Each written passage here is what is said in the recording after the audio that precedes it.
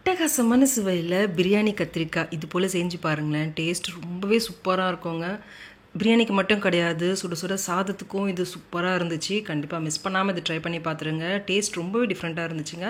எப்படி செய்யுதுன்னு பார்க்கலாம். வீடியோக்கு லைக் கொடுத்துட்டு வாங்க. முதல்ல இதுக்கு ஒரு மசாலா அரைச்சிக்கலாம். கடாயில் 2 டீஸ்பூன் அளவுக்கு வேர்க்கடலை சேர்த்துக்கோங்க. இது கூடவே 1 டீஸ்பூன் அளவுக்கு வெள்ளை எள்ளு சேர்த்துக்கலாம்.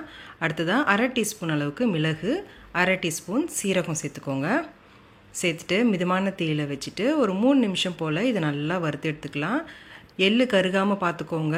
அதனால் லோ டு மீடியம் ஃப்ளேமில் வச்சு ஒரு 3 நிமிஷத்துக்கு நல்லா வறுத்து எடுத்துக்கலாம். எடுத்துகிட்டு இப்போ இதை நல்லா ஆற வச்சுட்டு மிக்ஸி ஜாரில் மாற்றிக்கலாம்.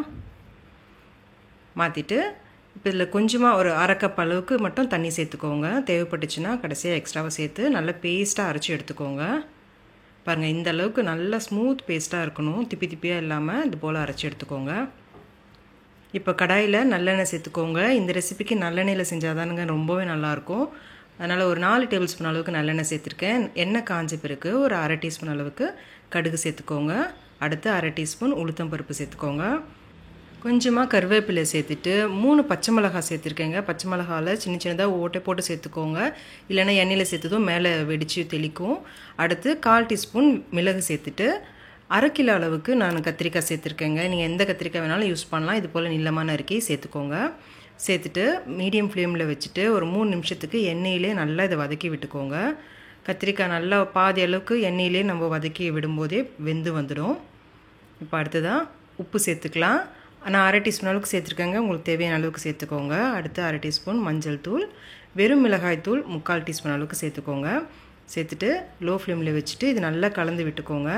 ஒரு 2 நிமிஷம் போல் மசாலாலாம் நல்லா ஒட்டி வர வரைக்கும் இது நல்லா கலந்து விட்டுக்கோங்க.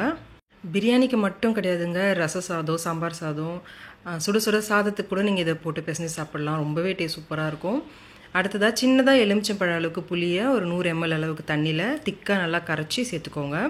சேர்த்துட்டு இது நல்லா கலந்து விட்டுட்டு மிதமான தீயில வச்சு ஒரு 3லேருந்து 4 நிமிஷத்துக்கு இது நல்லா வெந்து வரட்டும்.